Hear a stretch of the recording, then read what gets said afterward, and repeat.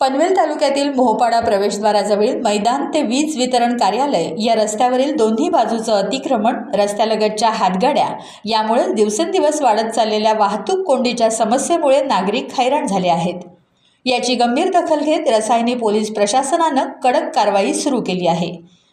यातच मौजे मोहोपाडा ग्रामस्थांनीही गाव बैठकीत स्थानिक सदस्यांच्या उपस्थितीत ठराव घेऊन रस्त्यालगतच्या अतिक्रमणांवर कारवाई करण्याचे संकेत दिले आहेत।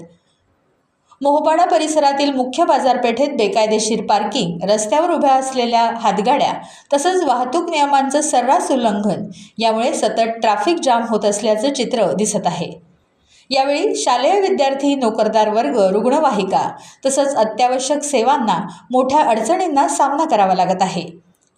या पार्श्वभूमीवर रसायनी पोलीस विशेष वाहतूक मोहीम राबवून बेकायदेशीररित्या उभ्या केलेल्या वाहनांवर दंडात्मक कारवाई करत आहेत।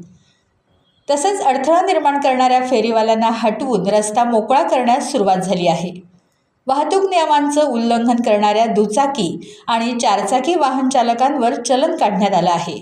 यावेळी पोलीस प्रशासनाने स्पष्ट शब्दात सांगितलं आहे की ही कारवाई केवळ एकदाच न होता भविष्यातही नियमितपणे सुरू राहणार आहे। नियम मोडणाऱ्यांवर कठोर कारवाई करण्यात येईल असा इशाराही यावेळी देण्यात आला आहे।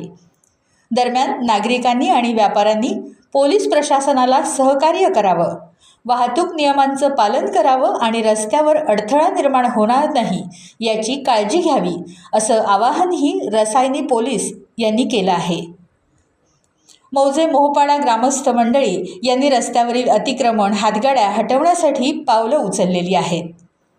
टाइम्स डिजिटलला लाईक करा, शेअर करा, सबस्क्राईब करा आणि बेल आयकॉन दाबायला विसरू नका।